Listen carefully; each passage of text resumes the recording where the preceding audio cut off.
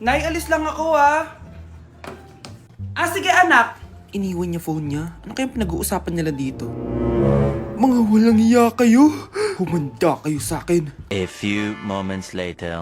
Bakit niyo po kami pinatawag, Nay? Kung hindi ko makikita yung phone ni Kyle, hindi ko malalaman pinagsasabi niyo sa akin. Lagot tayo ate. Kung san-san mo kasi nilalagay phone mo, Carl. Nakalimutan ko eh. Mag-umpisa tayo sa'yo, Kyle. Anay, puro na lang itlog at hotdog niluluto ni nanay. Mas masarap pa magluto yung kapitbahay natin. Sige, next time, ipagluluto kita na sinigang na hotdog. O ikaw, Brianna.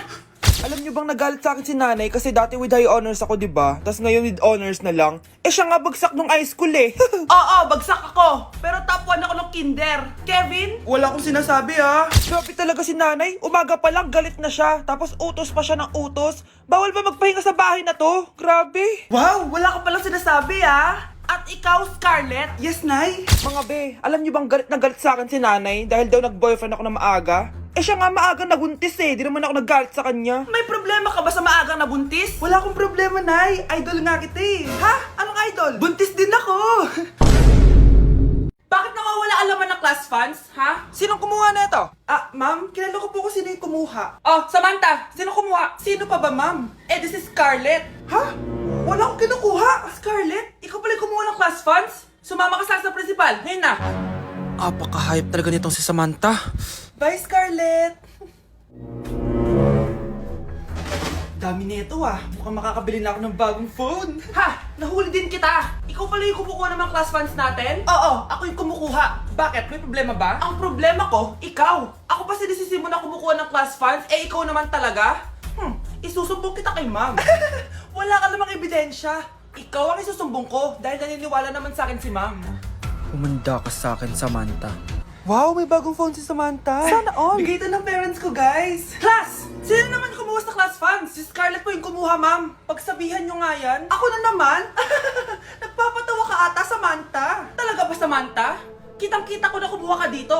At narinig ko, nabalak mo na naman si Scarlett. Ma'am, di po ako yun. Gagawin mo pa ako sinungaling? Diyan ka naman magaling, di ba, Samantha? Sa pagsisinungaling? Sumama ka sa akin sa principal at ipapatawag ko yung magulang mo. Buti nga sa'yo, Samantha. Deserve mo yan. Nag-uumpisa pa lang ako. Yes! Ang taas ng score ko! Anong score mo, Scarlett? 19 yung score ko. Ay, hindi perfect. Buti pa ako, naka 20. Bawi ka na lang next time, ha? Scarlett, nagawa mo ba yung assignment natin? May assignment tayo? Hala, di ko nagawa. Huwag mo nang sasabihin kay mama. Sige, di ko sasabihin. Ma'am, may assignment po pala tayo. Ay, oo nga pala, may assignment tayo, class. Ang hindi gumawa ng assignment, bagsak sa akin, ha? Bida-bida talaga tong si Samantha. Okay, class, sinong iboboto niyong president? I nominate Scarlett, ma'am. Ako? Di ako papayag. Dapat ako yung maging president. Go, Scarlett! Kaya mo yan! I nominate myself because I believe na mas responsible ako. I believe na hindi ako nangungupit ng class funds. Iboto niyo ako dahil matataas ang mga scores ko. Iboto niyo ako dahil hindi ako nangungopya para lang tumaas ang score. Ako ba pinaparinggan mo? Mukhang may natamaan ata. Congrats, Scarlett! Deserve mo maging president. Gagawin ko yung best ko. Good morning, class. Hindi na papasok si Samantha. Ha? Ano nangyari? Ang balita ko, nag-drop na siya dahil sa sobrang pressure sa nanay niya. Palagi siya pinapagalitan kapag hindi perfect yung score niya. Nagalit din yung nanay niya nung hindi siya nanalo ng president. Kaya, na-depress talaga siya. Kawawa naman pala siya. Hi classmates! Ako nga pala si Ashley, ang pinakamayaman at sobrang ganda niyong kaklase. Hi Ashley! Pwede ba tayo maging friends? Ay, sorry, di ako nakikipagkaibigan sa ganyang muka. Ew! Sumanong ugali nito. At least maganda ako. Ikaw? Pangit ba talaga ako? Uy, Scarlett, sabay na tayo kumain ng lunch. Sure, saan? Ako na lang sabay mo kumain, wag na si Scarlett. Ako na bahala sa lunch mo for the whole year. Walang iya ka, Ashley. Aagawin mo pa sa akin yung crush ko. Sige na, gusto mo bilan pa kita ng car? Car? Sige, sabay na tayo kumain, Ashley. Sorry, Scarlett. Sorry, ako pinili niya. Eat well sa'yo, Bes, payag ka ba nun? Inagawan ka ni Ashley? Ano bang magagawa ko, Bes? Kailangan ko maging blooming. Hay naku, madali lang isagot dyan. Try mo tong Garnier Vitamin C Serum. Baka ito na the right one for you at hindi yung crush mo. Tama ka dyan, Bes. Kaso natatakot ako, baka lalo lang ako maging haggard. Don't be afraid to try new things kasi. Malay mo ito na isagot para maging fresh ka. Sabi mo yan, OMG, ang fresh na ni Scarlett. Ano kayang ginawa niya? Paano siya naging fresh? Hindi pwede to. Oh, ano ka ngayon, Ashley? Mas fresh na si Scarlett kesa sa'yo. Scarlett, pwede ba tayong sabay kumain ng lunch mamaya? Che, di na kita kailangan. Sapat na sa akin ng Garnier Vitamin C Serum. Kasi it passes the hashtag Garnier yang Che. Humanda ka na, Ashley. This is the beginning of my revenge. Mukhang bad trip si ma'am. Kayong apat, tumayo kayo. Hala, ano naman kayang ginawa nila? OMG. Natatandaan nyo ba tong group chat nyo? Paano nalaman ni ma'am yung GC namin? Patay kami nito. Ang gagaling nyo! Mag-umpisa tayo kay Scarlett. Ako po, ma'am. Palagi na nagpapareport si ma'am. Ano, tamad na siya magturo? Sayang lang tuition natin, be. Isa ka pa, Christian. Ma'am, kita niyo ba, bago riban si ma'am, balita ko kumukuha siya sa class funds natin, Ginawa niya tayong business. Samantha. Yes po. Ayoko talaga dyan kay ma'am. Mas gusto ko pa yung dati natin teacher. Buti pa yon, hindi nang babagsak. Tapos magaling pa magturo. Kyle, akala ko matino ka. Guys, huwag niyo naman ginaganyan si ma'am. Mabait naman siya eh. Sa principal nga lang. Akala niyo di ko alam mga pinagsasabi niyo sa akin? Lahat po ng sinabi namin sa GC. Totoo po yan, ma'am. Diba sabi nga nila, ma'am, truth hurts? Truth hurts pala, ha? Sige, papakita ko to sa principal sa office. Sige ma'am, sabihin mo sa principal. At sasabihin din namin yung mga baho mo. Ha? Anong ibig mo sabihin? Di ba may GC din kayo, ma'am? Sinisiraan niyo pa nga yung mga estudyante. Paano mo nalaman yon? Isang pindot ko lang dito at masasend na to sa principal. Huwag mong gagawin yan. Huwag mong pipindutin. Humanda ka sa akin, ma'am. Wag! Wag! Thank you for the roses. Thank you for the roses. Oh, now there's a fire. Thank you for the ice cream. Thank you for the roses. Anak, anong ginagawa mo? Nay, ginagawa ko yung AI na trend sa TikTok yung nagla-live. Anong AI live na kabaliwan na yan, ha? Madami daw kasi nagsisend kapag ganun. So pwede ako yumaman. Yayaman?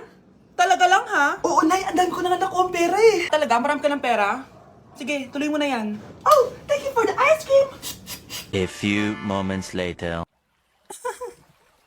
Thank you for the flowers. Oh, now there's a fire. Nay, ano pong ulam natin? Thank you for flowers. Nay, gutom na kami. Wala pa ring ulam. Oh anak, kung na muna bahala sa kapatid mo. Magluto ka muna dyan. Pero Nay, buong araw ka na nagaganyan. Nakakalimutan mo yung mga anak mo. Thank you for TikTok. Kita mo nagpapayaman ako dito, di ba? Gusto mo mag-live ka din para may silbi ka naman at di ka pabigat. Thank you for the flowers. Thank you for the flowers. Kahit malakas ang ulan, wala pa ding suspension.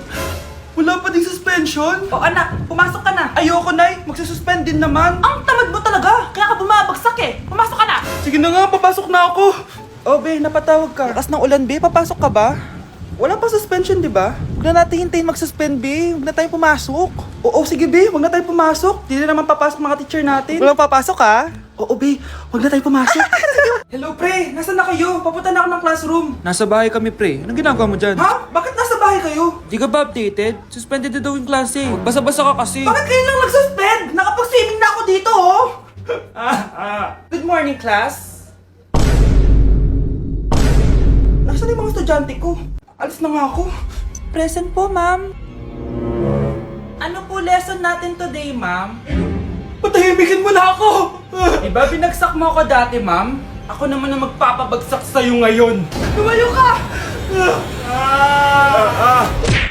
Ang bago nating top 1 ay si Samantha. Ang galing mo, Samantha. Naku, basic lang yan. Paano nangyari yun? Pasado kayong lahat, pero may isang bagsak. Si Scarlett, halatang favorite mo si Samantha. Pares lang kami ng average. Paano ako bumagsak? Di ba sinasagot mo ako? Eh, di bagsak ka ngayon? Umanda ka sa akin. A few moments later. Class, mag-behave kayo. Nandito yung principal natin. Magandang umaga, class. Kamusta yung bago nating teacher? Gusto ko pong i-report yung teacher na yan dahil may favoritism po yan. Favoritism? Sinungaling ka, Scarlett! Mabait sa amin si ma'am. Opo, ma'am. Mabait po ako sa kanila. Pantay-pantay lang po yung tingin ko sa kanila. Huwag mo na pagtakpan nanay mo, Samantha. Hala, OMG, magnanay sila. Ma'am principal, pagpasensyahan niyo na siya. Baka di niya alam yung sinasabi niya. Meron ako ebidensya dito na nagpapatunay na binigyan ng sagot ni ma'am si Samantha. At tinawag ng nanay si ma'am. Bawal to sa school natin Kayong dalawa, mag-usap tayo sa principal sa office. Ma'am, magpapaliwanag po ako. Ang bago nating top 1 ay si Scarlett. Yes, Scarlett, deserve mo yan. Marami pong salamat, ma'am principal. Alam mo, buti na lang hindi mo na teacher yung nanay mo. Anong sabi mo? Hindi mo ba alam na magkapatid kayo ni Samantha? Iisa lang kayo ng nanay. Ma'am, parang wala po ata sa lesson natin yung number 5. Ay, wala ba? O sige, bonus na lang yan. Thank you, ma'am. Ma'am, wala po ata sa lesson natin yung number 5. Oh, anong gagawin ko? Puro ko kasi daldalan, kaya di mo alam. No, favoritism si ma'am. May sinasabi ka? Ay, wala po. A few moments later. So, ganun lang siya kadali. Ma'am, pwede po pa-excuse? Sumasakit po yung puson ko eh. Sige, punta na lang sa clinic, may gamot doon. Sige po, ma'am. Nagets niyo ba, class? Ma'am, excuse po, sumasakit po yung puson ko.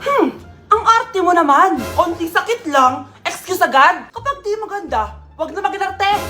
Kala mo naman ang ganda ni ma'am. Hello po, ma'am. Sorry po, absent ako kahapon. Nagkalagnat po kasi ako eh. Ganun ba? Sige, excuse na lang kita.